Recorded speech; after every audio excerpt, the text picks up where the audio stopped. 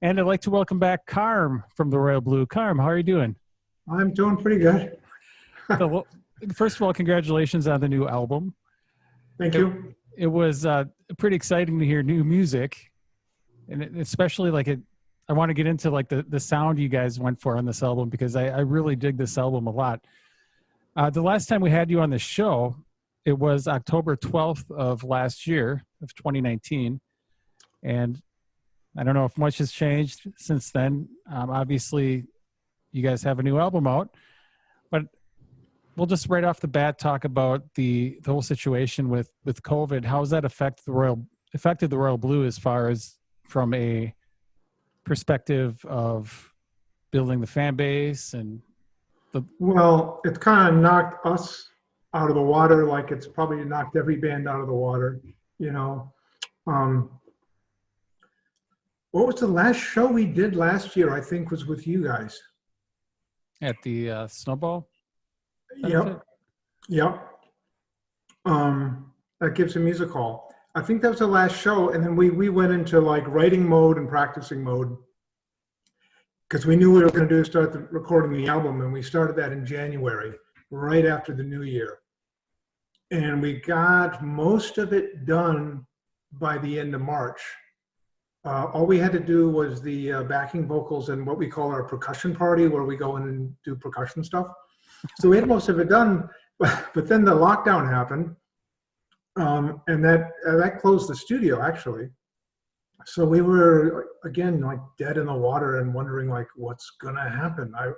We didn't even know what would happen. You know, probably none of us really knew how this was all gonna pan out, and we still don't. But the studio opened back up. I think every month is a blur to me. I think it was in June, and then Jason went in and did the backing vocals and percussion stuff, and then we did all the mixing really by Dropbox and emails, taking notes. We did a month of that with David at Source Track Studio, and then yeah, we released it, and it's. You know, we're a little too worried about releasing an album in the middle of all this. You know, I mean, part of me thinks like, well, who's got music on their mind right now? I mean, it's good to hear new music and it's great, but it's sort of like, wow, there's so many other things going on. You know. You guys recorded this at Source Track Studio in Menasha. Mm-hmm. When you played that last show, did you guys have a lot of these songs started already as far as from a writing perspective? We had, yeah, these were all kind of in the works, most of them. I can't remember exactly. There probably were a few that maybe weren't born yet, like Headline Days, I don't think was born yet. I can't remember. I know Kentucky we were already doing, and Green Tea Lightning. And those we had released earlier as singles, but we wanted to re-record them. So those two, but the others were all kind of like, yeah, they were just in their kind of infant stage. Yeah. How did the song Shatter come about? Shatter came out as a jam tune. We were jamming, just the three of us. And originally, and I don't have the recordings anymore because I recorded it on my phone. It sounded much more like Gang of Four. And that's kind of where we were headed with it. But what I was doing on the guitar, when we first started jamming on it, I couldn't do the same thing and sing. I kind of have to like, you know, you're playing guitar and singing. Sometimes there's certain things I can't do on the guitar and sing. So it kind of morphed itself a little bit just for myself. So anyway, And then that's what it was. How did you guys decide to lead off the CD with that song? Well, we didn't know what song to lead off with. We actually asked David, our engineer, and we said, "You pick one," because every song seems so different on the album. And I think Jeff decided actually, as we were finishing the mixes. I think he just said, "I don't remember though. It's hard to recall." The title of the album, Exile on Tuesday. Is there any thing behind the title? Well, we knew we wanted to use the word Tuesday in our album name because we always practice on Tuesday nights. And we were thinking of something like Until Next Tuesday or something till Tuesday. I think there's a band called Till Tuesday or something like that. I don't know. But we were messing around with the title, and then finally we thought Exiled. I don't know who came up with the idea, but Exiled on Tuesday, because exiled because of the lockdown. There's a lot of different pictures on the album cover of instruments and different things. Yes. Did the band collectively just kind of give pictures to you, or did you take those? We all took those pictures. The three of us, we thought, well, okay, we're locked down in our homes. Why don't we, all three of us, take pictures of things around our house just for ourselves as a memento, kind of a time capsule, and we'll use those pictures on the album design. And Bill Kapinski, he's actually a friend of Jeff and mine from way back in high school, and he's done a lot of our photography. And we sent him all the photographs, and he laid it all out and literally put the pictures on a board, and then took a photo of the pictures, and then designed the album cover. Did the band pretty quickly agree that was going to be the cover? Yeah. Yeah, we didn't have any. We've never really had trouble with like, oh, I want this or want that. We usually we get along pretty well, and it's like, yeah, cool, let's do it. The second track on the album is called "Dirty Knee," and that track I heard some mandolin, I believe. Yes. Mandolin. Yes, mandolin. Is that you or somebody else playing that? That's not me. That's Jason's cousin Tyler. He plays mandolin on that song, and he also played, I don't want to jump ahead, but he played banjo in Kentucky. But yeah, we brought him in, and I think it's perfect. It needed something, because it was just me with the acoustic, and I had some little lead thing and I wasn't happy with, but I was like, I don't want an electric guitar, I want something else. And then Jason's like, well, we'll get Tyler. So he knocked it out, and he knocked it out in a second. I think he had one take and boom. Yeah. So you brought him in after the bones of the song was already recorded, and that's great. Yeah. Yeah, that song was really good. Another song, 10th Lane Street, which is right after Dirty Knee. I thought that song could have easily fit on the Big Bad Cake album. It's got the same kind of feel as that album, and kind of being a Royal Blue fan, it was kind of nice to hear that. And I think being a fan of a band, you like to hear, what drew you to the band in the first place. None of these songs were from the recording of the first, or not the first, but the last album, right? These are all fresh songs. Well, it's actually, it's interesting, because as soon as you said Big Bad Cake, you're totally observant. You're spot on. And I forgot this too until you just said it. I started working on 10th Lane Street right before we went into the studio at Ice Cream Parlor for Big Bad Cake.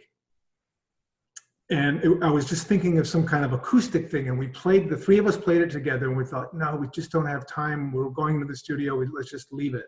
So we left it, and then we worked on it. Once that was over, we just let it sit probably for months and months. And then we picked it up again. And it was just kind of supposed to be like this. My vision was like an acoustic guitar and Jason on his cajon, something really just simple. And then, but the more we worked it, the bigger it got. And then, is it kind of refreshing to hear these songs being complete? Do you like listening to your own band, or does it make you uncomfortable? Do you hear a lot of things that you wish you would have changed when you listen to yourself? Well, I've listened to it a lot, so I'm not listening to it anymore because of mixing it down. You know how that is. Yeah. Yet there's little things I would change, but these are like little licks or something with the vocals, or but it's all good. I'm happy with how it turned out. One of the more laid back tracks on the album is Green Tea Lightning. That's also the longest track on the album. It clocks in at 4 minutes, 5 minutes, probably closer to 5 minutes.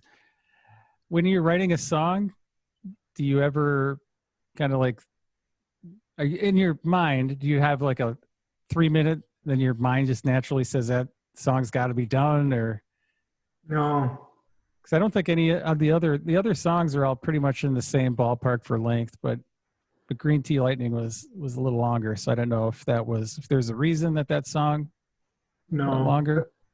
No, I think You know, it's weird. I actually don't know what the single sounds like. I know it's acoustic. I don't know if we did the second verse at the end or not. But originally, way back when, it was supposed to just be what, not verse, sorry, chorus. It was just supposed to be one chorus. And we ended up bringing in the second chorus, which of course at the end, which made it longer. But no, I never really think about time, like length or anything. You know? What's the inspiration behind Green Tea Lightning? Plato's allegory of the cave. Have you ever heard of Plato's allegory? No. Yeah. Do you want to know? Should I try to? I do want to know. I'm not good at remembering it exactly, but part of a line in the chorus is everybody's chained to the cave wall. So this was Plato 100 years ago. And the allegory is that these people are down in a cave chained with these shackles on, and all they see is the shadows. And this is what they think life is these shadows. That's all they know. Until one day, one of them realizes, I'm not shackled. I can get out of my shackles. And he have expressed to each other that we feel like a tight unit and we work well together. So yeah, it's a good thing. Was it kind of a bummer this year with, losing the festivals that would normally be happening around here? Or was it kind of nice to be able to focus on getting this album polished up without the distractions? Well, it would have. It's kind of mixed. I mean, we set aside the winter to work on the album, so that was okay. And we did do one show. I think it was in February, and that really didn't get in the way too much. But no, because we wanted the album done in April or May, and that would have been the time, like Electric City, and we had shows lined up. We had a show lined up with you. Yeah, Tyler and the Streeters. Yep. Yeah, so that was a bummer. And then so we thought, well, how do we even go live with this CD? Which we did that little promo to just give it away for 3 days, and that helped. But yeah. Moving along on the CD, Headline Days is the next song, and that song to me is going to be a song that's going to be really fun to hear live. Yeah. Just when I listen to it, I can imagine you guys playing it live, and then I can kind of feel myself doing my normal show. Yeah. Bounce. But was that a song that was written cohesively during a practice, or was that something that was done by a song idea? It started as a song idea in its basic form. It's in C, and the bum bum bum bum bum. That was just me, but that's so simple, and we just jammed on that, and then it boom turned into a song. That was the last song we wrote for the album. We did play it live in February at our show in Appleton. And it's the kind of song I like because you almost want to make a mistake. It's like I want to make a mistake and mess it up because that's the kind of song it is.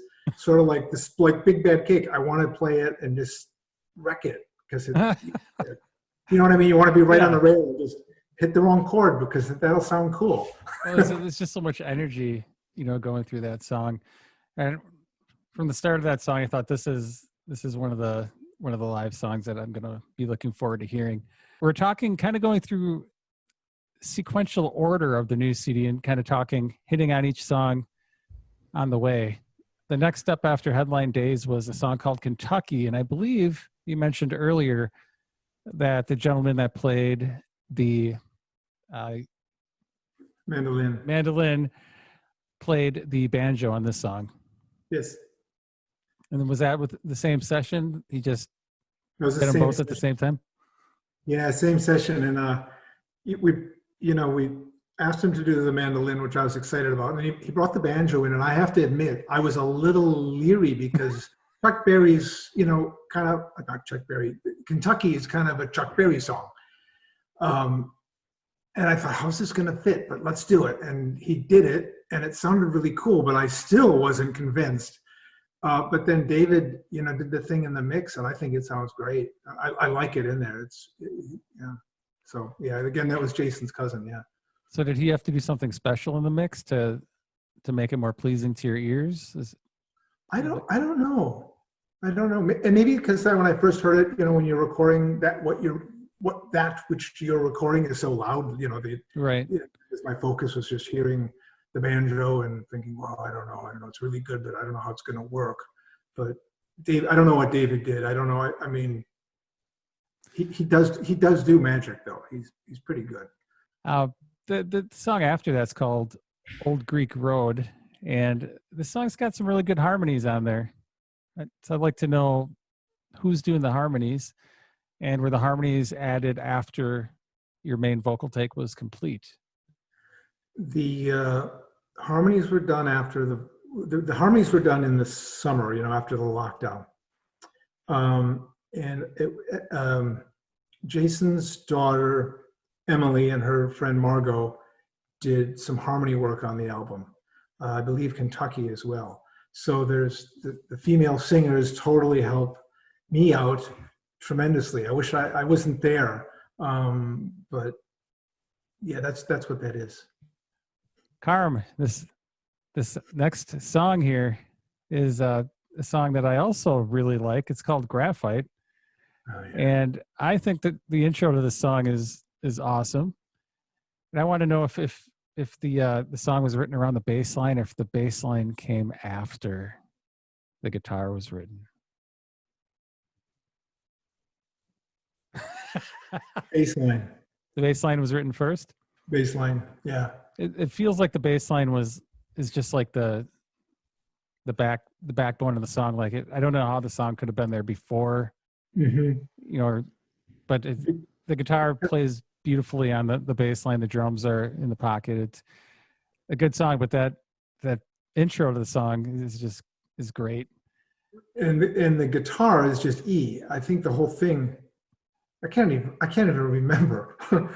The guitar is just E, really. It is, and it's just different forms of E.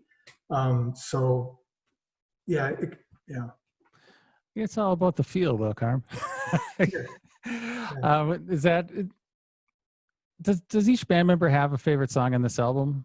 Has anybody kind of spoken up about what they like on this? No, and we've all kind of like had songs we didn't like. We've expressed that, like, I'm not so sure about this song or this song, but in the end, when it's all done, are all happy with what we've got. Yeah, I mean, you get those moments like, I'm not so sure about this anymore, but everything is come together. Did everything you wrote for this album make it, or did you guys cut anything away? We didn't cut anything away, no. So nobody was exiled off the island. No one was exiled. That's good. Then we have a song called Onion, which I've got to know about the lyrics to this song. Well, in the title, the title too is like onion. Obviously, again, that was another, but it's onion, peel the world away. Like, so, okay, onion, I don't know, whatever.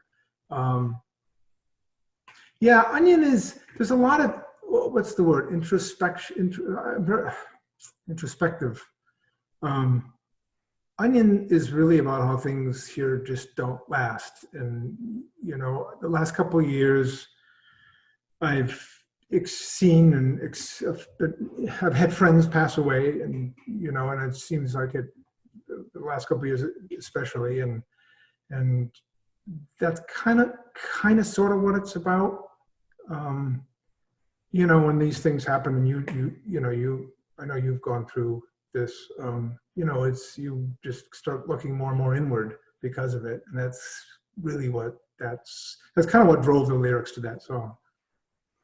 When you're writing lyrics, do you feel pressure, or do they come easy to you? Because, Onion writing about losing people, it's kind of a deep topic. Are you self-conscious when you're writing the lyrics, knowing that people are going to be reading these? Or is that something you don't really consider? No, I think I don't know. Lyrics usually come easy for me. Um, I just write them, and I think for me it's just write, write, write, write. Like we were talking about "Dirty Knee" before. I know that's probably 4 pages of lyrics that I ended up having to strip away until I finally got what. Well, this will work. This will be it. So I usually don't have trouble with writing. I just write and don't censor. For me, it's just don't censor myself, because if I really don't want anyone to know about it, I'll just throw it away anyway.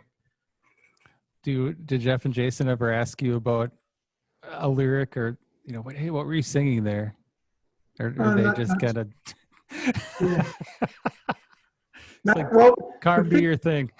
Yeah. Well, the thing is, when we're practicing, we can't hear the vocals anyway. We don't have much of a PA system when we rehearse. You know how that is, probably. Yeah. Like, I don't know. I just hear this. Yeah. The next song on the album, "Lady You," we actually played this one last week on Core.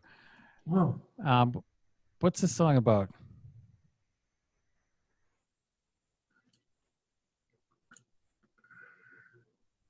It is about trying to find your, I don't know how to put this. I call it like the capital S self, your true self. I mean, Lady You could be whoever you want. I mean, you could call it the universe or the all or God or Jesus or Buddha, but that's to me what the Lady You is, and trying to find that. All right, that was short and sweet.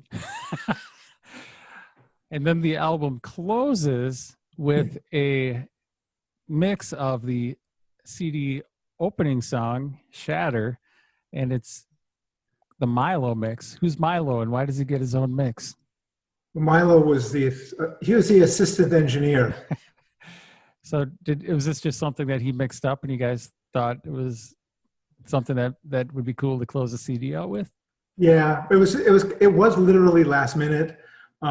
Milo is our engineer's companion. He's a little four-legged friend who hung out in the studio with us. So we just thought, we had the idea of doing another mix to close out the album. Partly we wanted to have something to bring the whole thing together, because I think all the songs still are so different. So we thought, let's just bring it all together. We'll just do another mix, and then we were like, well, what do we call the mix? And then Milo mix. Cool.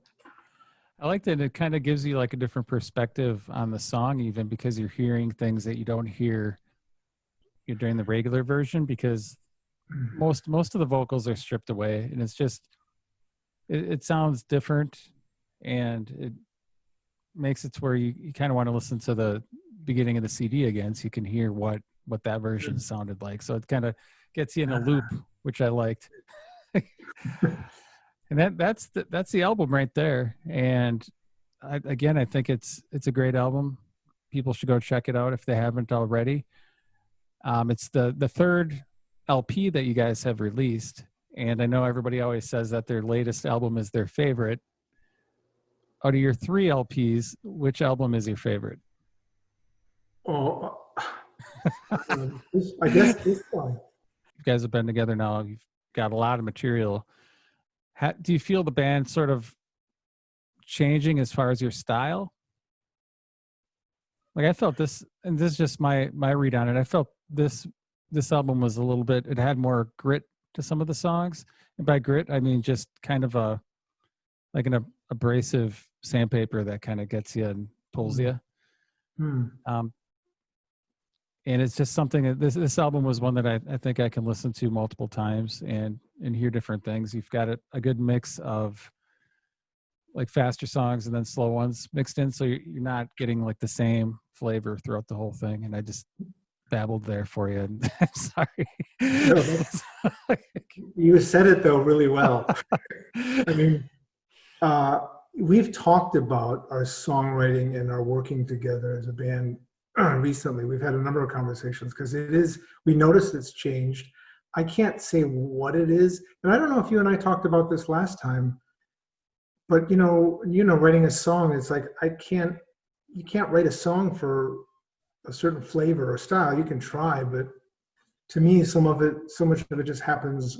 I hate to say it organically, but it just kind of happens. So I'm curious to know, when we start getting together again. I don't know when that's going to be. Hopefully soon, but I'm much more interested in continuing to write songs than I am playing out, even because I want to see where we're headed. Are you guys itching to get out there and play? I know some bands now are starting to find creative ways to get out there. I know there was like a show at the Cold Shot a couple weeks ago. Yeah. Is that something you guys are in a rush to do, or is it? Well, I think Jeff and Jason are much more than I am. I'm not, but I'm never really in a hurry to go play a show. But I'm would want to just get together and write, and I'd love to start recording again. I mean, that's a ways out if that happens, but to me, the favorite part of my band is the writing and the practicing and going to a studio, or playing live is the. Yeah. And I don't think I asked you the first time you're on, and I regretted it. What the Royal Blue? Where did that name come from? I don't know. Jeff came up with that idea. I don't know where he got it. We were just kicking around a lot of different band names, and then we Googled it and couldn't find any other Royal Blues. So we thought, okay, we'll do it. But then now there were some other Royal Blues, or at least one. I think Pudge I think there's more than one Pudge too. Yeah, there's a lot of rappers and stuff too. Yeah. I don't know, but we just thought, I don't know, it just seemed to fit because it didn't seem to peg us or put us in any category. We kind of started when we first started, we were just playing acoustic guitar, like doing open mics at Harmony Cafe, because we didn't know what would even be. Where can people go to find out more about the Royal Blue? If you're a listener and you're hearing about the Royal Blue for the first time, where do you suggest people go to find your music and to find information about the band? Well, Bandcamp does have all the what are the records and things, the songs. Facebook, all that stuff. If you're on Facebook, you could go to Facebook. Oh God, I don't know about Facebook anymore. But we do have a Facebook page, and we do have a website, theroyalblue.org, O-R-G. Like we're not for profit, which I guess we are. Theroyalblue.org. Yeah. Well, Carm, I want to thank you for joining us again on Core today. And again, congratulations on the new album. I can't wait to catch some of these songs live. You've been listening to Core on WCZR Code Zero Radio. Thank you, Carm. Thank you.